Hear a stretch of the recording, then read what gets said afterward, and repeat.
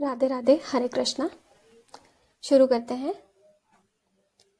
संबंध। आश्चर्य और खेद में निमग्न हुए अर्जुन आगे के श्लोक में अपनी दलीलों का अंतिम निर्णय बताते हैं। यदि माम प्रतिकारम शस्त्रम शस्त्रपाणयः धार्तराष्ट्रारणे हन्युस्तन्मे क्षेमतरम भवेत्। व्याख्या। अर्जुन कहते हैं कि अगर मैं युद्ध में सर्वथा निवृत्त हो जाऊं तो शायद ये दुर्योधन आदि भी युद्ध से निवृत्त हो जाएंगे। कारण कि हम कुछ चाहेंगे ही नहीं, लड़ेंगे भी नहीं, तो फिर ये लोग युद्ध करेंगे ही क्यों। परंतु कदाचित जोश में भरे हुए तथा हाथों में शस्त्र धारण किए हुए ये धृतराष्ट्र के पक्षपाती लोग सदा के लिए हमारे रास्ते का कांटा निकल जाए, वैरी समाप्त हो जाए, ऐसा विचार करके सामना न करने वाले तथा शस्त्र रहित मेरे को भी मार दे तो उनका वह मारना मेरे लिए हितकारक ही होगा। कारण कि मैंने युद्ध में गुरुजनों को मारकर बड़ा भारी पाप करने का जो निश्चय किया था, उस निश्चय रूप पाप का प्रायश्चित हो जाएगा। उस पाप से मैं शुद्ध हो जाऊंगा। तात्पर्य है कि मैं युद्ध नहीं करूंगा, मैं शुद्ध हो जाऊंगा, तो भी मैं पाप से बचूंगा और मेरे कुल का भी नाश नहीं होगा।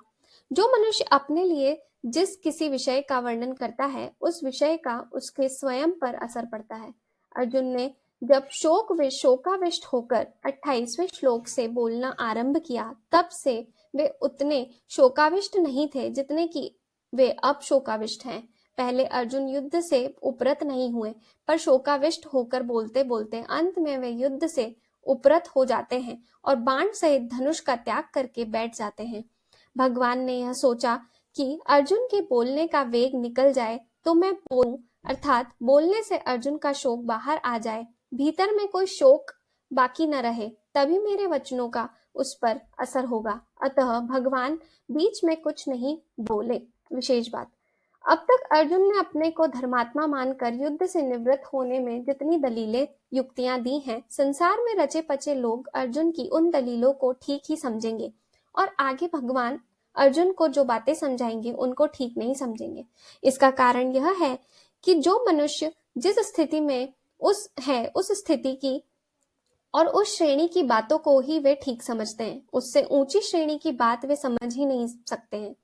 अर्जुन के भीतर कौटुंबिक मोह और उस मोह से आविष्ट होकर वे ही धर्म की, साधुता की बड़ी अच्छी अच्छी बातें कह रहे हैं। अतः जिन लोगों के भीतर कौटुंबिक मोह है, उन लोगों को ही अर्जुन की बातें ठीक लगेंगी, परंतु भगवान की दृष्टि जीव के कल्याण की तरफ है कि उसका कल्याण कैसे हो। भगवान की इस ऊंची श्रेणी की दृष्टि को वे लौकिक दृष्टि वाले लोग समझ ही नहीं सकते। अतः वे भगवान की बातों को ठीक नहीं मानेंगे, प्रत्युत ऐसा मानेंगे कि अर्जुन के लिए युद्ध रूपी पाप से बचना बहुत ठीक था, पर भगवान ने उनको युद्ध में लगाकर ठीक नहीं किया। वास्तव में भगवान ने अर्जुन से युद्ध नहीं कराया है, प्रत्युत उनको अपने कर्तव्य का ज्ञान कराया है। युद्ध तो अर्जुन को कर्तव्य रूप से स्वतः प्राप्त हुआ था, अतः युद्ध का विचार तो अर्जुन का खुद ही का था। वे स्वयं ही युद्ध में प्रवृत्त हुए थे, तभी वे भगवान को निमंत्रण देकर आए थे, परंतु उस विचार को अपनी बुद्धि से अनिष्ट कारक समझकर वे युद्ध से विमुख हो रहे हैं, अर्थात अपने कर्तव्य के पालन से हट रहे थे। इस पर भगवान ने कहा कि यह तो तू युद्ध नहीं करना चाहता, यह तेरा मोह है। अतः समय पर जो कर्तव्य स्वतः प्राप्त हुआ है उसका त्याग करना उचित नहीं है। कोई बद्री नारायण जा रहा था, परंतु रास्ते में उसे दिशा भ्रम हो गया, अर्थात उसने दक्षिण को उत्तर और उत्तर को दक्षिण समझ लिया। अतः वह बद्री नारायण की तरफ न चलकर उल्टा चलने लग गया। सामने से उसको एक आदमी मिल गया। उस आदमी ने पूछा कि भाई कहाँ जा रहे हो? वह बोला बद्री नारायण। वह आदमी बोला कि भाई बद्री नारायण इधर नहीं है, उधर है, आप तो उल्टे जा रहे हैं। अतः वह आदमी उसको बद्री नारायण भेजने वाला नहीं है, किंतु उसको दिशा का ज्ञान कराकर ठीक रास्ता बताने वाला है। ऐसे ही भगवान ने अर्जुन को अपने कर्तव्य का ज्ञान कराया, युद्ध नहीं कराया।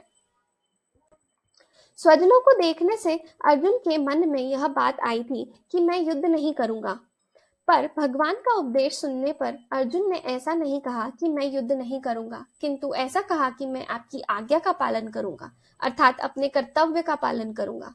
अर्जुन के इन वचनों से यही सिद्ध होता है कि भगवान ने अर्जुन को अपने कर्तव्य का ज्ञान कराया।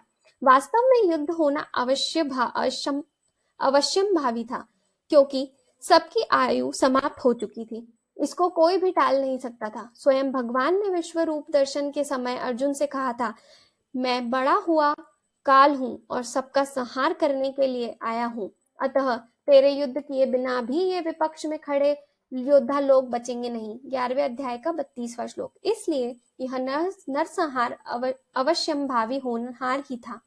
यह नरसंहार अर्जुन युद्ध न करते तो भी होता। अगर अर्जुन युद्ध नहीं करते तो जिन्होंने मां की आज्ञा से द्रौपदी के साथ अपने सहित 5 भाइयों का विवाह करना स्वीकार कर लिया था, वे युधिष्ठिर तो मां की युद्ध करने की आज्ञा से युद्ध अवश्य करते ही। भीमसेन भी युद्ध से कभी पीछे नहीं हटते, क्योंकि उन्होंने कौरवों को मारने की प्रतिज्ञा कर रखी थी। द्रौपदी ने तो यहाँ तक कह दिया था कि अगर मेरे पति पांडव कौरव से युद्ध नहीं करेंगे तो मेरे पिता द्रुपद, भाई धृष्टद्युम्न और मेरे 5 पुत्र तथा अभिमन्यु कौरवों से युद्ध करेंगे। इस तरह ऐसे कई कारण थे जिससे युद्ध को टालना संभव नहीं था।